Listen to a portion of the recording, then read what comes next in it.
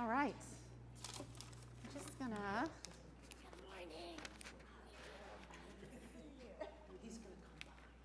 Okay. Make sure this works. Is that the chair you had in mind? Nope, this is the perfect. I have a view of everyone. Okay. Thank you.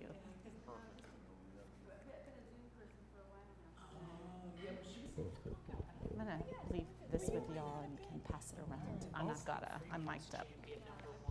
No, really, she is amazing.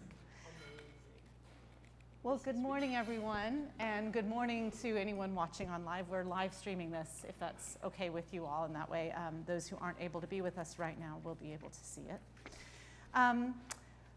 This is the second in our third-part mini-series on mission, and a lot of what we're hoping to do here is highlight some of the organizations that our missions giving from Christ Church has been able to go to supporting. And I'm very grateful and honored that we have a representative of Jubilee Jobs with us this morning, Paul, and also two representatives from the Free Minds Book Club and Writing Workshop. And I should also mention that Marlon Dolman, who is a member here, has been very involved as a volunteer there and an advocate. That's how I first heard of it. Last Sunday, David Shepard did such a great job of introducing Breadcoin and the Georgetown Ministry Center. And in doing his research, he kind of said these two groups are the Love Your Neighbor groups.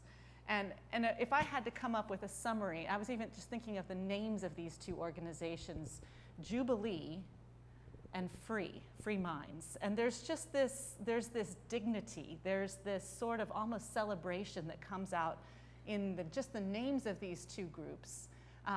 But they are serving communities that experience the opposite of dignity and the opposite of freedom. So I think it's very interesting that both of you, just in naming your organizations, have come up with things that almost proclaim what it is that you're working for.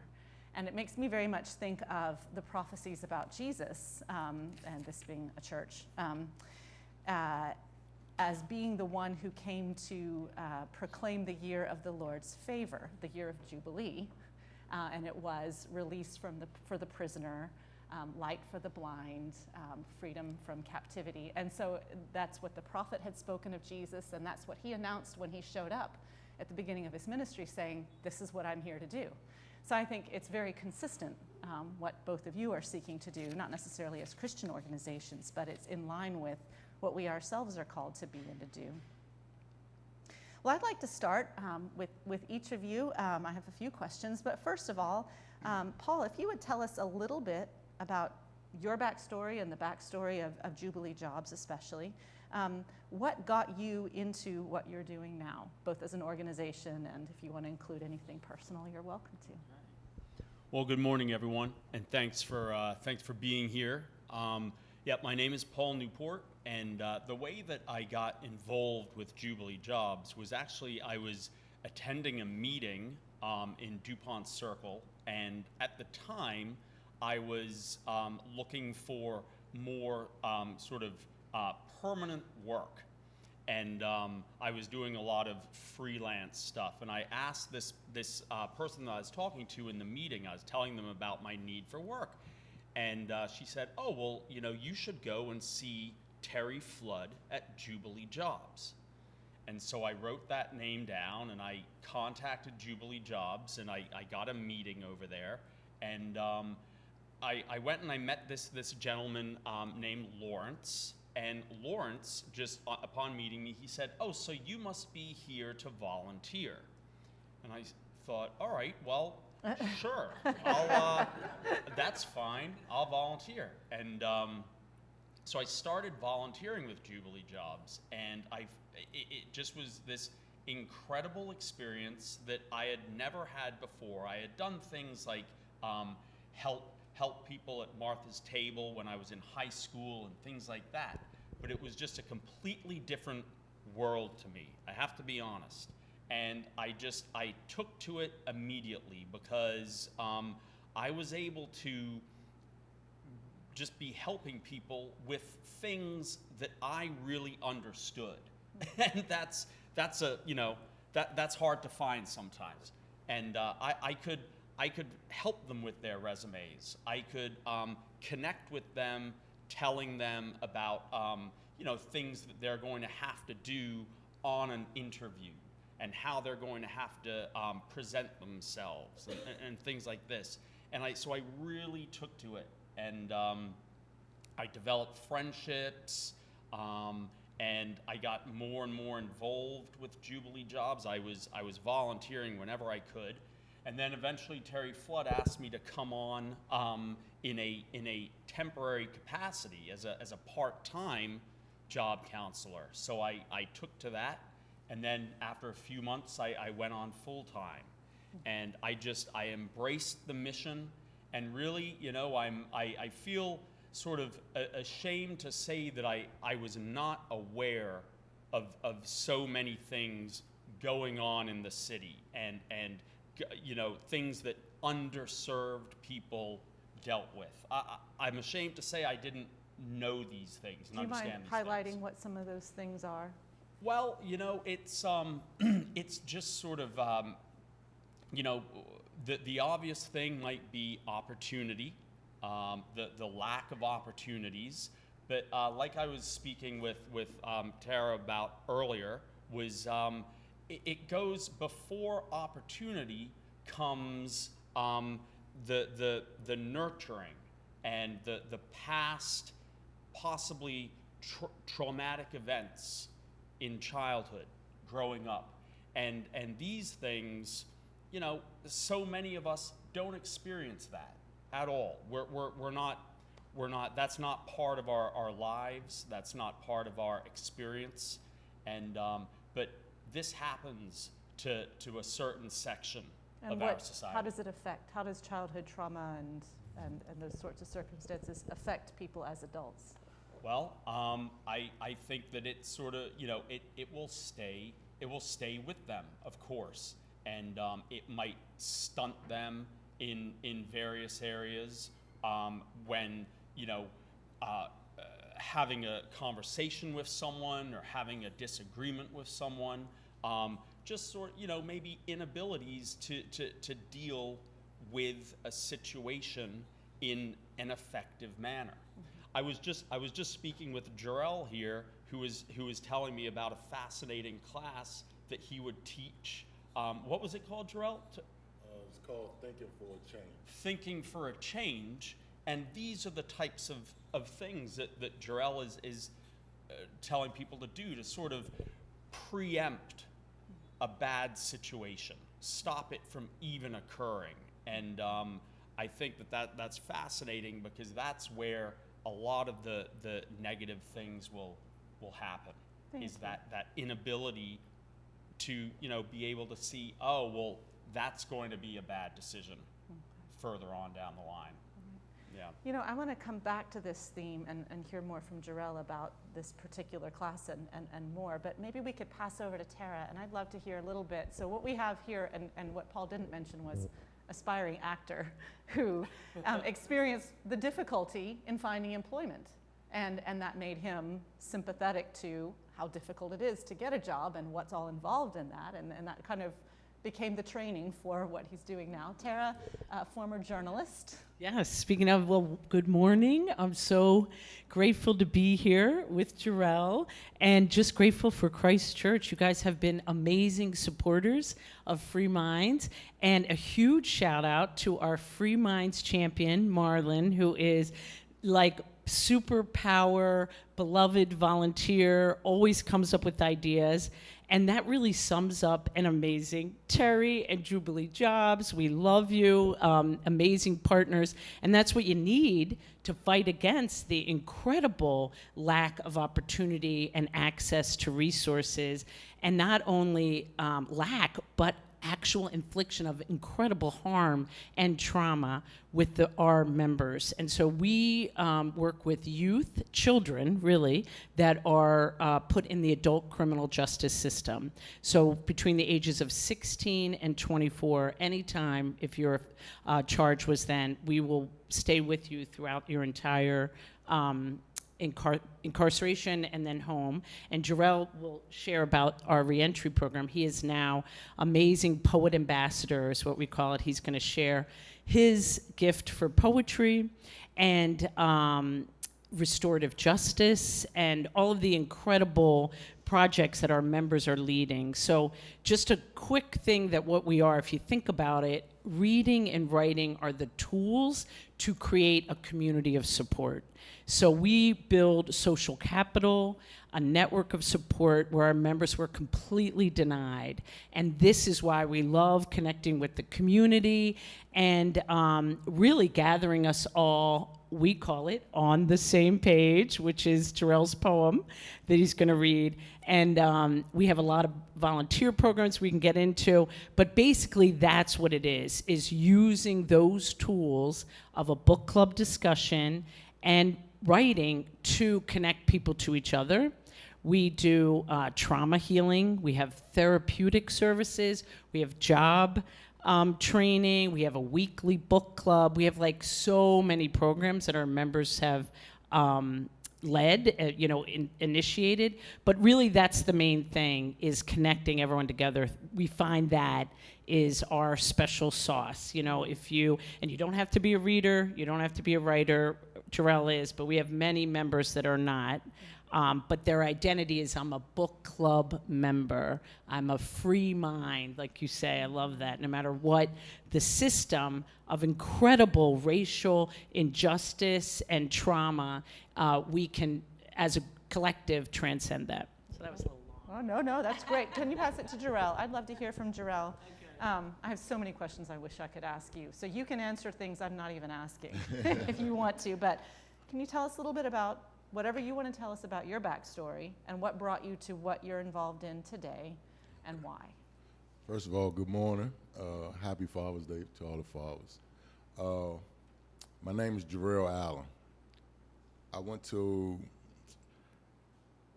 I got involved in crime at a young age. It was in my environment, it was in my family. I was good at school, and I can't say that I didn't have anyone that tried to help me, because I had like a couple, like two. So, but two people, if you got two people, and I can say those couple was my godparents and an auntie, but two can't. They can't stand up against a whole environment. They can't. Two people can't. Sometimes they can, like if they raised you. But if you see them sparingly, they can't stand up against peer pressure. They can't stand up against certain things, like they say, that's gonna be traumatic throughout your lifetime if you don't correct it. So I ended up going to prison. I killed a young man. He was 17, I was 17. And I literally didn't know what, I had no capacity for life. I didn't know what I was actually doing. I didn't know that at this moment you're about to destroy 3 families at least. And I was 17 and I killed him. And after an altercation, and they gave me 35 years to life, and they put us in with the adults. They charged me as adult, and it took, even after going to men's prison, going to federal prison penitentiaries, because I adapted. I adapted. I had to survive. I was like, but it took many years for me to really start, like, self-reflecting, and I had to do what I call soul surgery. I had to say, why, because you get tired of waking up every day in this dreadful place and saying, why am I here? I know what I did, but it's not just what you did. Why am I here? Why, and when you start asking yourself, why you're in a place like that, why you feel that way, a lot of people, we don't ask those questions because we don't want the real answers. We don't want to know that you have bad thinking, you have bad habits, you have a crazy way of thinking, a irrational way of thinking. And once I did that, you know, it's like looking in a mirror. Now you see things, I saw things I didn't like about myself that made me feel weak, afraid, because I'm like, in order for this to change, in order for anything for me to make it out of me, I have to change. What am I change into? Who am I be? Because at that point, I believed that some of this stuff I was doing and that I was taught and that I believed in, I believed it was a part of me. It was a part of my makeup of who I represented, which in actuality it was.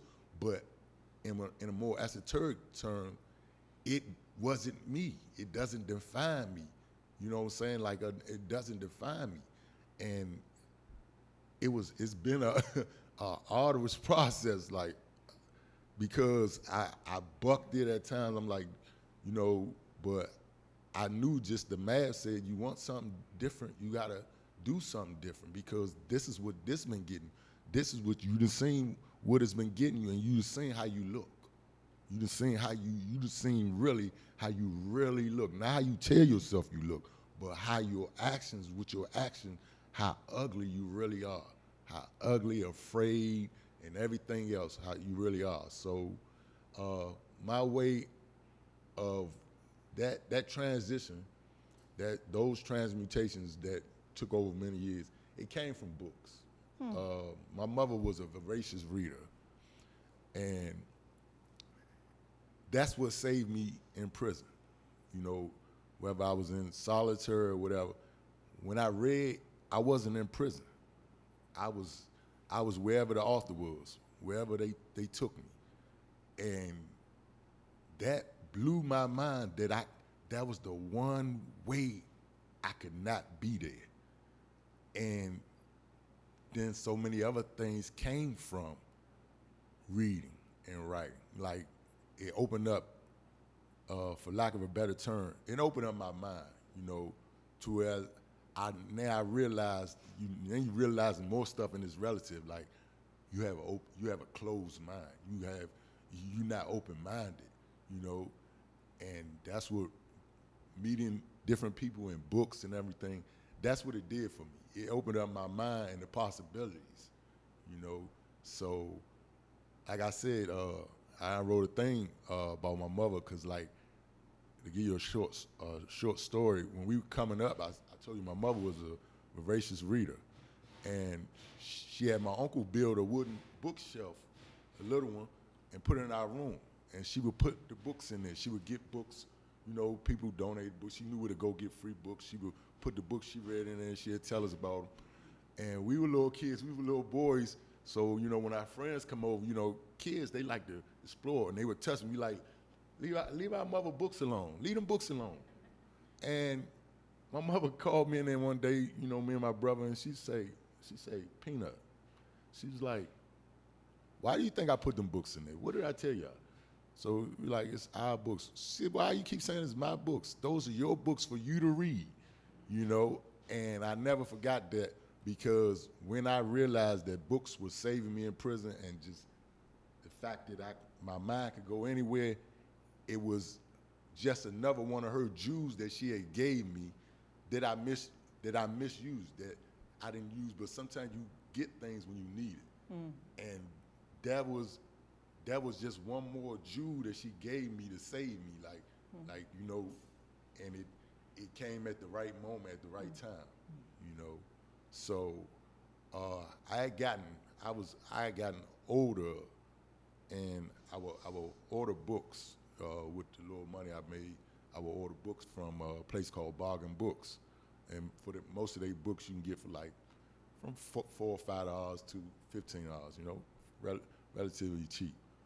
But I didn't have any more money, so I seen this younger guy. He probably was like, I was in prison. He probably was like 21, 22, and he used to keep getting books every month. He'd get 4 or 5 books and little pamphlets to connect, and he'd get mail. And I was like, where you order your books from? You know a place I can get them for free? And he was like, yeah. He's like, I get my books from Free Minds. So I said, what's that? What's Free Minds? And he explained it, and he showed me the connect and everything. He was like, I met him when I was a juvenile, so I'm thinking they only mess with, you know, people, inmates that still kids. And he was like, no, just write them, like, just write them. And I wrote them, and they wrote back, you know. I remember I got a postcard, and her name was Millie. Millie, she was the first one to answer. And, you know, she was like, what type of books you like to read? And I was like, all types. It was like, I was like, I really don't. At that time, I didn't have a preference. And they would write back and forth and, you know, send books. And, you know, then, you know, you get to respond to the prompts. You know, they have writing prompts where they put ideas out there and, you know, ask you how you feel about them. It might be hope, it might be healing, it might be, you know, how you feel about family, how you feel about love. And from that, a lot of deep, you know, interesting dialogue happens between you and sometimes total strangers. You know, so they've been very, not just with that, they were integral in me helping me get out of prison. You know, so it's a transition. So we call this our family, Free Minds family. You know, all of us family. You know, we see each other out in society. We like, what's up, family? You know, we family. You know, and that's been part of my transition. That's been part of my maturation. You know, and it's also part of my healing and my way I give back. One of my ways that, you know, for redemption. You know. How many years were you? I did 33 years in prison. I went to jail at 17. I came home at 50. I came home in 2020, 3 days before Christmas. Wow. I came home 3 days before Christmas.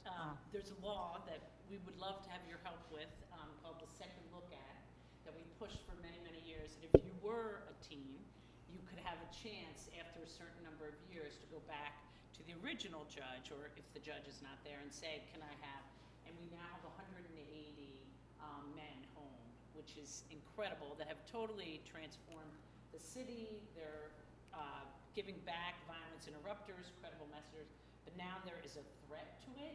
And so the mayor wants to change some of the, is I think sort of saying that the violence is with these young men coming home, but they are actually the key to the peace, not the source of the violence. So we'll send you all information on that, like if you want to, a letter to sign. We're gonna do a hearing on the 27th of June.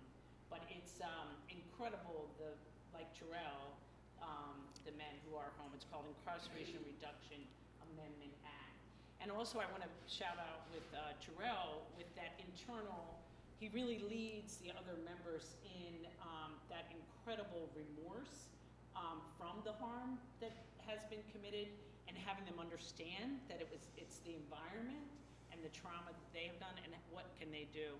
And so he's reached out to his victim's family, and because of Jarrell, I don't even know if I told you this, we now have a whole restorative justice project that we can tell you about that's all new, where it's community healing. Because the neighborhood, people know each other, right? It's very, very small. There's so much lack and violence and struggling with addiction, and but how do we heal? So I haven't even told you about that. So hot off the press. So thank you, Jarrell, for your part of it. And Jarrell, just listening to you, by the way, thank you for your transparency with us. I think you've learned courage along the way that some of us could learn from you. The inner process that you've just described is actually, I think, something that all of us can resonate with in the course of our growing up, which I'm not finished doing yet. But the courage it takes and the wisdom to be willing to see who's really in there and where that's come from, and then to engage it and make choices to change. This is just the human experience, though not all of us have that courage and strength to keep moving forward into the process of transformation. I ache that yours happened under such painful circumstances. I wonder if the three of you could maybe address, I feel like I've heard mentions of some of the factors that sort of end people up in circumstances like you ended up in. I've heard trauma, lack of nurture, racial systems, and maybe lack of role models or influences. I'm just kind of hearing a number of these sorts of things, and then also hearing the other side of helping people get jobs and restore dignity, helping people find their way into books and into community through thinking and expression through writing. And then you've talked about restorative justice, you've mentioned social capital. These are all sort of things. I'm just wondering if maybe each of you could address this a little bit further. What are some of the issues behind the cycle that lands people where you landed? And I'm not sure the answer is not going to be the same. And then what are ways that you and your organizations are responding specifically to those? One of the things I see now, because like you said, it's cycles, and I've been in it, and I see it now from the outside looking in, and still a part of it because of my family. So, and it's a lot of variables that create those situations. They create violence and crime, high crime rates, and some of them poverty, lack of knowledge, to the point where as though you just get hopeless. And I watched it happen with my mother. She had so many ideas. She was so strong. She was good at budgeting. But if you're stuck in a cycle, raising 5 kids, basically single,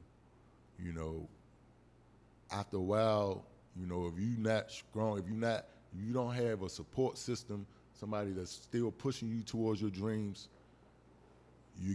sometimes you give them up and you subsist. Mm-hmm. She was just survival. She was in survival mode. Just keep a roof over their heads and food in their mouths, and try to give them. She gave us all she had, all she was given. So like I said, there's a lot of variables. Is the lack of jobs. If you don't finish school, then then I gotta go and fight. I can't challenge you on this level. I gotta go get a McDonald's job, a Safeway job, or whatever, if I can get that. And what I'm saying nowadays, some of them, they don't even want that because of the level of addiction and like I tell them nowadays, I tell them and I tell my nephews, they have a lot of things influencing them, music and stuff like that. And I told them, I said, we have a lot of bad habits that we adapt into our culture that's not, that doesn't coincide with progress or with being healthy in mind and heart. It doesn't. And you get so far in it, you no longer, if you excuse my expression, if you sit in doo-doo long enough, you're not gonna smell it stinking anymore. Oh, thank you. I wonder with that, if Paul could talk a little bit about, you just mentioned how a job isn't just a way of getting money. It's actually a way into having the capacity to be able to do what you want to do with your life. I wonder if you could talk a little bit about how you work in that area. Okay. Well, first of all, there's been a few shout outs going on, and so I feel like I need to give a shout out to one of your fellow parishioners here, Terry Flood, who began Jubilee Jobs in 1981. And Terry, who was working with Jubilee Housing, they had just created this amazing organization, Jubilee Housing, and found housing for members of the community who desperately needed, low rent housing. And Terry did an interview with a few of the residents of those buildings, and she said, okay, now what do you need? And they said, well, now we need jobs. And so Terry went on to form Jubilee Jobs with a table, 2 chairs, and a telephone, and began the process of placing those residents in jobs. And it's been going strong for over 40 years now, just incredible. And people, they come to us from many walks of life, many aspects of life, and like Jarrell has said, many of them come to us from, being released from prison, and a large part of the issues, like I've touched on already, is trauma, but it's what Jarrell was saying, no family network. There's no family network for many of these guys to fall back on and to find that help. And just like Free Minds is a family, Jubilee Jobs becomes a family. And our clients come to us and they sit through an intake process, and we find out their background, what jobs they've had in the past, what hardships they've been through, and we can properly match them to a good fit in employment. And a lot of times what we find is hard is just the struggles that you don't even consider. For example, someone will come to us for help, and they definitely want a job, and they go through the workshops, they get their resume done, and then they might disappear. And we think, well, where have they gone? And I'll tell you where they've gone. They have been found on some charge that was way back when, and their parole officer has come to them and told them that they need to go back to the judge and sit through this procedure again, and they wind up back in jail because of something. They were in the wrong place at the wrong time or something like this, and it's just sometimes there's no avoiding these situations. Also, another example was I was working with this client, a wonderful guy who had this incredible opportunity as a bell person at a hotel, and they wanted to bring him on full time. But why couldn't he work full time? Because his housing voucher would not allow that. That's another thing. It seems just it's so ironic. It's so kind of, it's like, well, how am I going to get out of this eternal loop?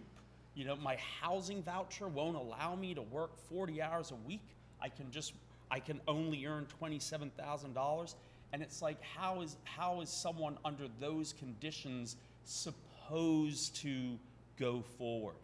And that is why Jubilee Jobs has been so incredible for many, many people, because they've allowed them, first of all, they've listened to the candidates. They've listened to the clients. We give the people the time to hear what they're going through, what their struggles are. They've rarely been listened to before. They've been ignored. They also don't give themselves credit for all that they've done. A volunteer may be building a resume for them. I shared this story with Tara.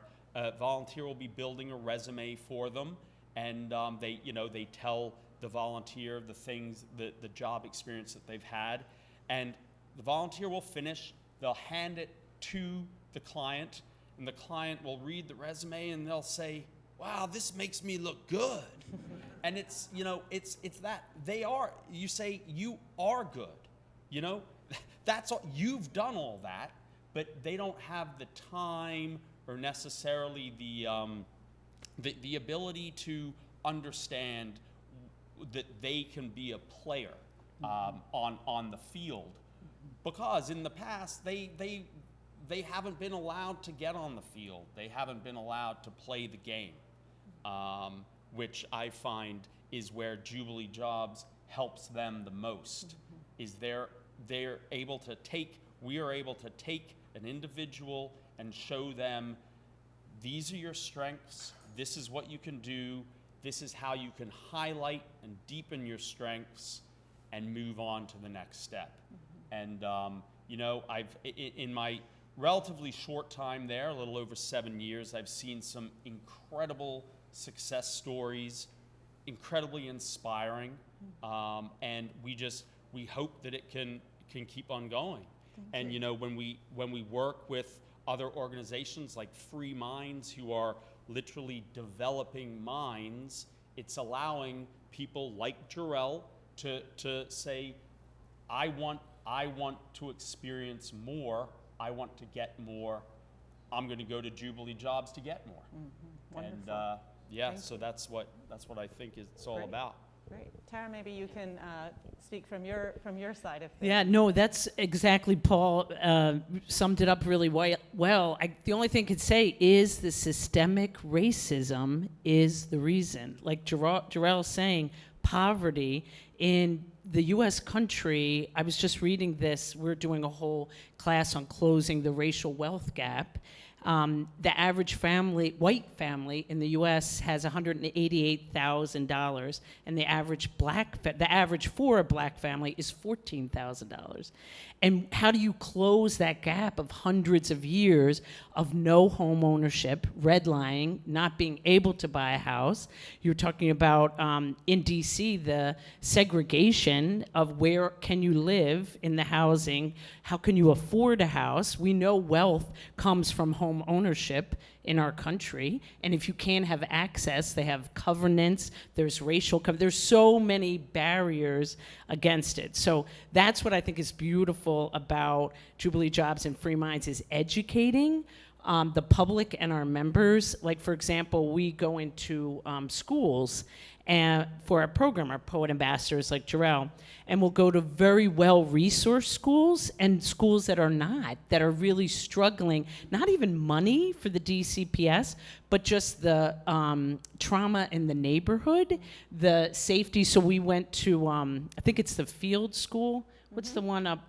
And they were like, this is like a beautiful campus, no metal detectors. The kids were in couches. It was beautiful, the teachers. And then the next day we went to Woodson, and they were patted down, over police neighborhood, to your point about the probation officer.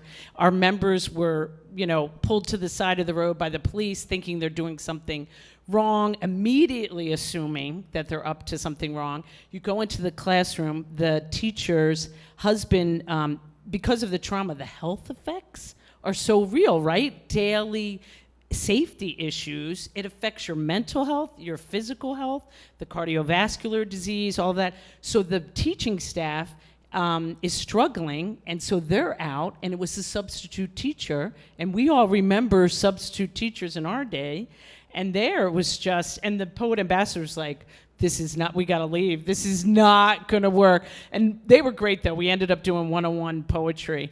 But it's just like basic safety every day. Can I have a roof over my head where I'm safe? Can I have healthy food? And that's where I think we have to think. It's not the individual, it's the systemic opportunities, to your point. So Jubilee Job does this amazing confidence building, and then they get out to a employer who goes, oh, you were locked up, you're probably gonna steal. I have that all the time. People call, of course they're gonna steal from us, we're not gonna hire them. Of course they're, it's the assumption. So we have to change the narrative in our bias. We all come with bias, and we have to change that over and over and over. And that's why amazing people like Jarrell, who are so courageous, and Jubilee, to really tell this is what we need. Like, we need an employer to do whole-scale investment of money. We need housing. How many luxury condos are in this city? It's incredible. And during COVID, we had so many members that were homeless.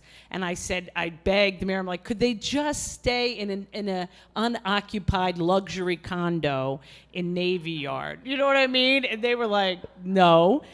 And then during COVID, we got the money, the ARPA, the funding. They had to prove to get their rent that they were staying with their girlfriend or their mom. They had to prove, are you married? You have to give us your marriage license. So much invasion of their dignity and personal space. So we just said, no, we're not doing that anymore. We found an incredible donor. Well, did you even get your ARPA money? Probably didn't. 3 years later, the gift cards for the rent relief. Yeah. Oh, yeah, I did. Finally, how long? How long? 3 years later. So that's where Free Minds, where we love Christ Church and places that understand you can give the funding and you can do whatever respond to the need. Like we did food drives, rent thing. You know, you have to do immediate needs, and then you have to do systemic change. So you got to battle on both sides. Anyway, I'm on my soapbox there, okay. but I'm going to open it up just to make sure everyone here gets a chance, anyone who'd like to ask any questions of any of our guests. Yeah, Sheila. I have a question for Jarrell. If there were any books that stand out in your, over the course of the years, you've read so many books, I know, but were there some certain books while you were incarcerated that particularly helped you or gave you hope or strength to carry on? Or helped change, or maybe changed you if you felt you were changing? That's a lot. That's can't pick one.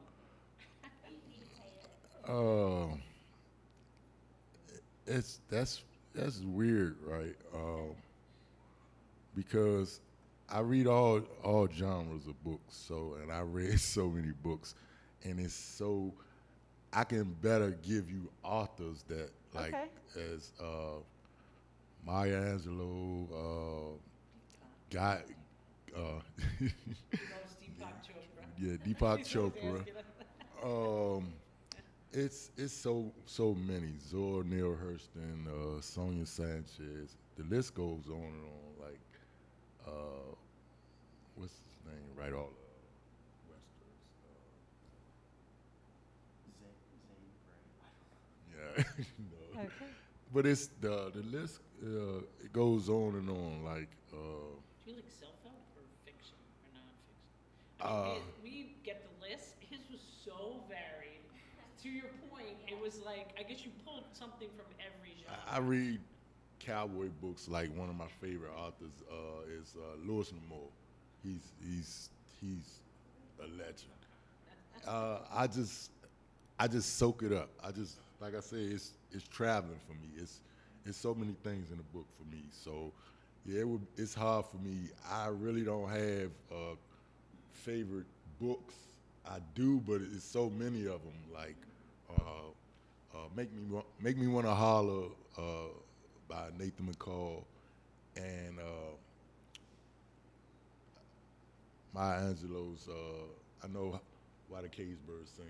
Like, you know, but I have so many that I like that it's hard to mention. Do you read poetry books? I was thinking he could share his poetry. Yeah, actually, I was going to ask for you if you'd be willing to share some of your poetry.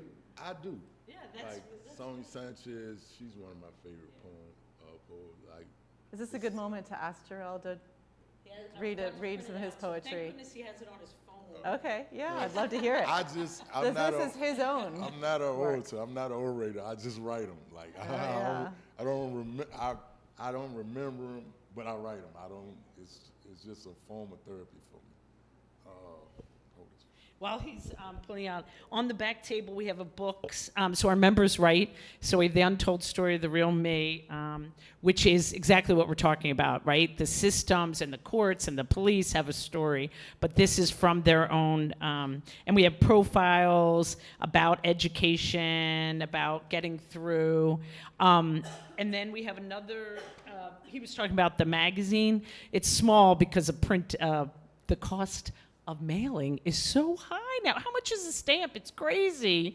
I just found out that, I mean, literally, it's crazy. But so we put their address, and then the members write, you can see them on the back table, but they write poetry, articles. We have an advice man, someone who's inside. The members write to each other. So we have about 1,092 members in 112 prisons. At home, we have about 425 members in our reentry program. We have about 300 members at the jail. And then just a little shout out before I forget, our recidivism rate, that means those who are members of Free Minds, going back to prison is only 9%. And that is, normally it's about 65%. So it's like what Jarrell said, it's a family. They've also done that pre-release deep work where they believe in themselves and they want, like you were saying, the hopelessness is the really biggest thing to battle. And so this magazine, we do a book ballot where they get to vote on what book they want. So, but anyway. All right, I'd love to hear that poem, if we may. And this, I don't know why they love this one, but this is not one of my best work. I like it. Did Janet ask you to read this one? Yeah. On the Same Page by Jubilee Island. When I read, I'm alive, not dead. The words tell me so much I've read. On the page, I've met the other travelers. On the page, I've been to the favelas. On the page, I felt heartbreak, elation, scorn. I read to learn and move on. When I read, I feel alive, not dread. When I read, I know where to head. When I meet you on the page, I smile, nod head in acknowledgement. When I write, I use plenty of emotion. My words express whatever mood I'm in. I want you to understand my position, my thoughts. Hear me out. Let me in on this paper. My pen will talk. I write to tell you what's inside. When I write, I feel, know I'm alive. When I write, you know my objections. You honor my war cries. When you meet me on the page, you also might smile.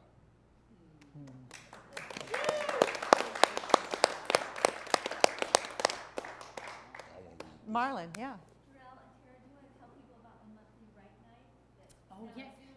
How about, can you tell Can them, you, Marlon? yeah, You're so can we, good. I'm She going to is the hand best you, one. may I hand this out so that our live stream people can hear? And I'd love, actually, Marlon, I wanted to ask if you could expand on what you're about to say and let us know ways, and I'm going to ask Paul the same question, but ways that ordinary people can get involved, obviously through financial support of these organizations, but also ways that individuals can be involved in volunteering.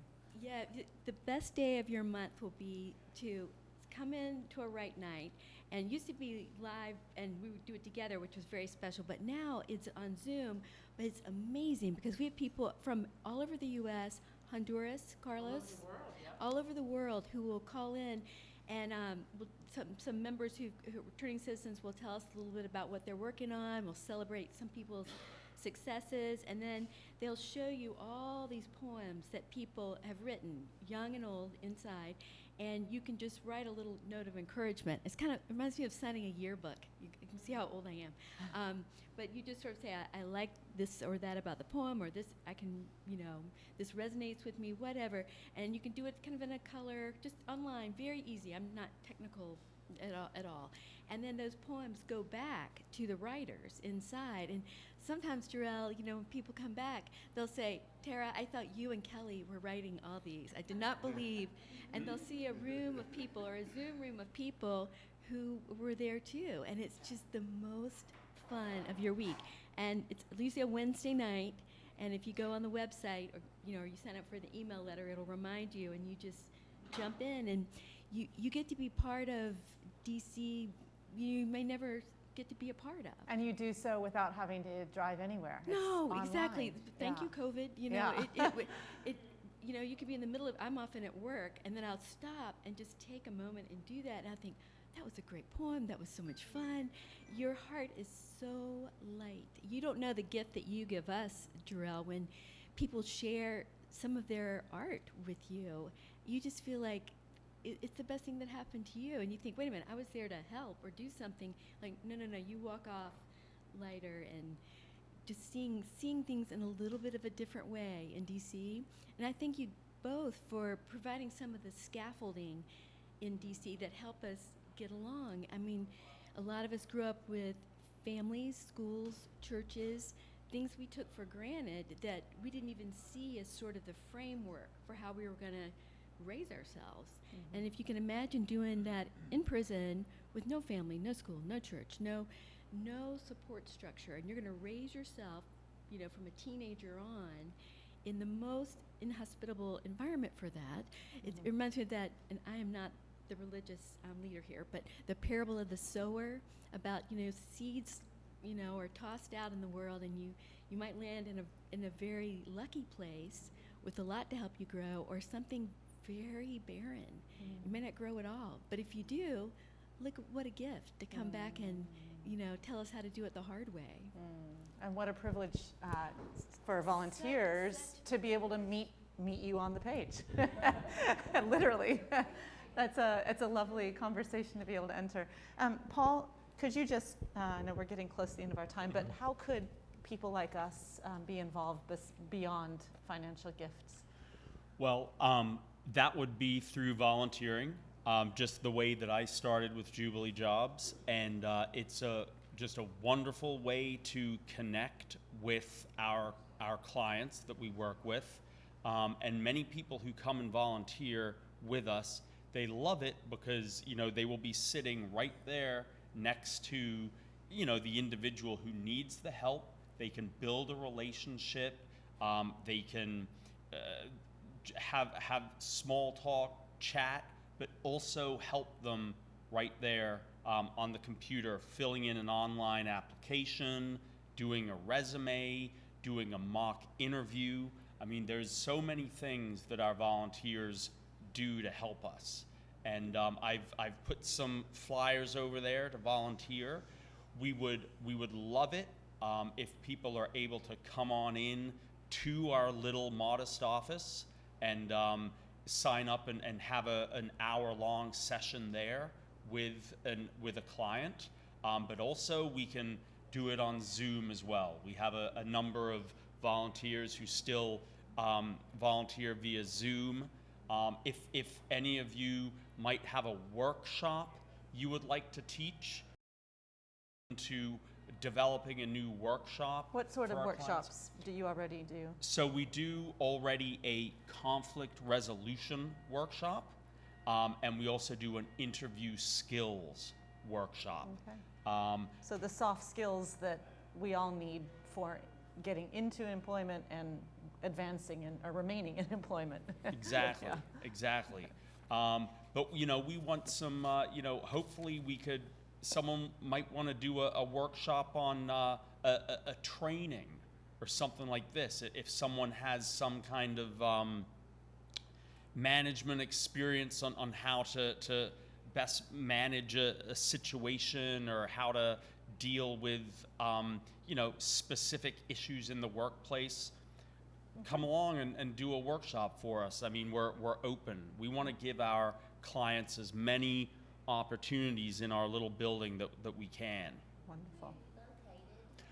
Our office is in Adams Morgan, Oh, Washington, D.C. You're like neighbors to us, basically. Oh yeah, we're right off Columbia Road on Ontario Road, and Adams Morgan is a wonderful, vibrant neighborhood filled with, you know, many different people from many different walks of life. My mother is signaling to me over here.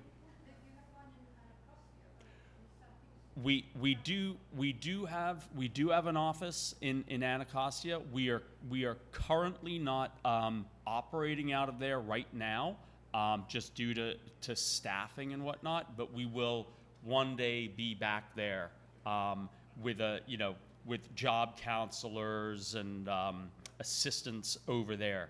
But Right. currently we're just operating out of the 2712 Ontario Road office in Wonderful. Adams Morgan. All right. Mhm. Well, I'm just looking at our time and realizing we are past. So thank you all, and please do take advantage of the literature and any further questions you'd like to ask. And thank you so much, all three of you, for being with us this morning. Thank you so much.